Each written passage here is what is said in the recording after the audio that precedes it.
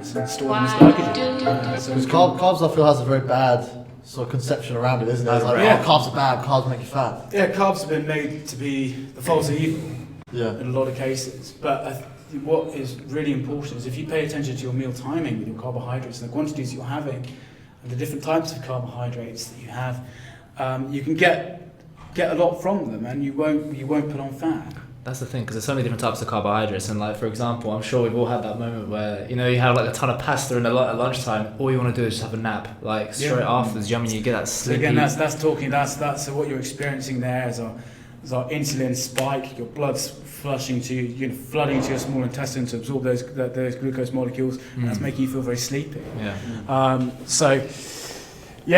Carbohydrates get a lot of bad rap.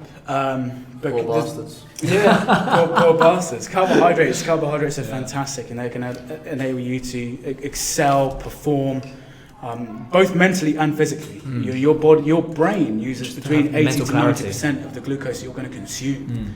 And then obviously, if you're performing as an athlete, or performing in any sport, or in the gym for that matter, you're going to be using glucose as energy to be able to perform that exercise. But there's different types of proteins, different types of carbohydrates, and it comes down to what's called the glycemic index. So carbohydrates with a low glycemic index basically means that they're not going to spike the blood sugar levels as violently as, say, something which has a very high glycemic index, like sugar directly, or something like white bread spikes off blood glucose levels very quickly, and so that has a very high glycemic index. And obviously, the more aggressively that your blood sugar levels spike, the quicker and more aggressive your insulin response is going to be.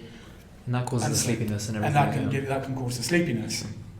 So generally speaking, you want to be looking to consume carbohydrates that have quite low glycemic index. So we'd be looking at sweet potatoes. Everybody talks about sweet potatoes. They've got a very low glycemic index, but I would be wary of sweet potatoes. Obviously, they do contain a lot of fibre, and quite a lot of carbohydrates that are in sweet potatoes just aren't biologically available.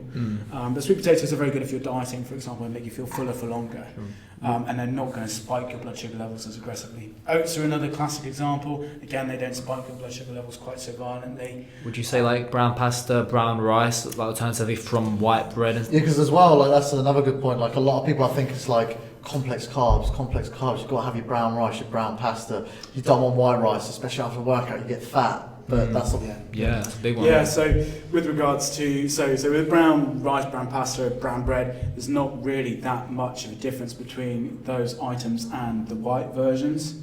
So with actually, so many people are going to be triggered right now. Yeah, so like with, for example, brown bread and white bread, they're pretty much exactly the same thing. They're just marketed slightly differently. Right.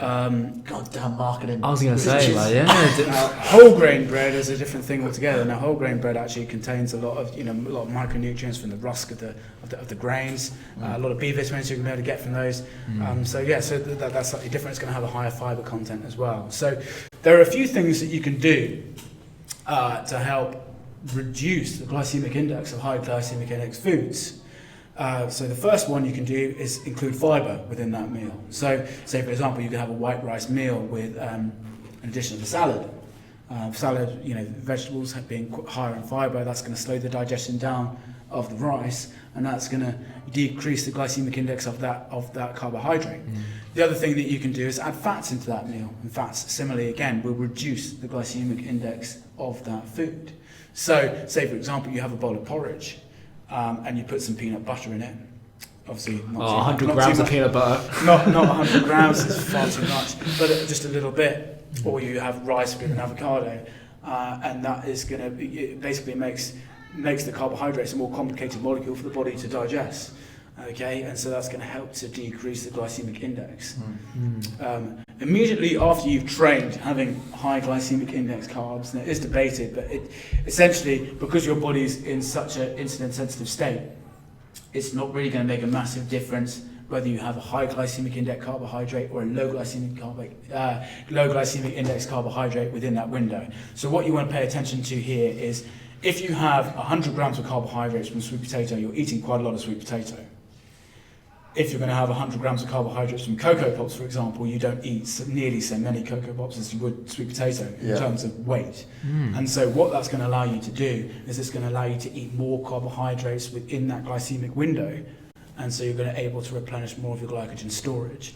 Whereas if you were to eat 100 grams of carbohydrates from sweet potato in 3 different meals within that glycemic window, that's a lot of sweet potato, and you're going to be farting like the devil possessed. So it's just it's in terms of balancing the science with practicality. I think as well the point, because again that's quite a technical explanation, the point you're trying to get across there, from my understanding, I might be wrong to be fair, but is that you're basically saying if you were getting 100 grams of carbs from something like sweet potato on 3 separate occasions, that would be more calorific than getting 100 grams of carbs from... No. So what I'm saying is that 100 grams from sweet potato in 3 different meals is going to be a lot of food volume. Right. And so practically, to eat 100 grams of carbohydrates from sweet potato within a 4-hour window, you're going to have to eat a serious amount of sweet potato.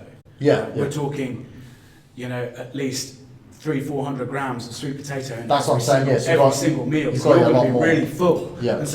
And because they're taking longer to digest, your body's going to feel a bit more satisfied for longer, which is why a carbohydrate source like sweet potato is going to be advantageous to you if you're dieting, for example. It's going to make you feel fuller for longer because it's got a lot of fibre. The carbohydrates are a lot more complicated. You've got a lower glycemic index, and so you're going to feel fuller for longer. But if you're looking to be able to replenish your glycogen storage for the next day when you're going to be performing, you want to be able to get more carbohydrates within that glycemic window period, and so using a lower glycemic index carbohydrate is just not going to be practical in order to do that. Right.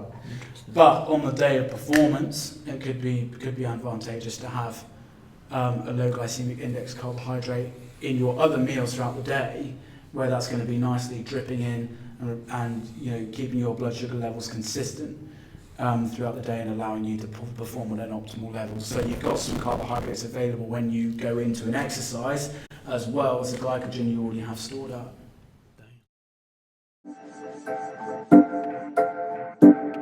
Why do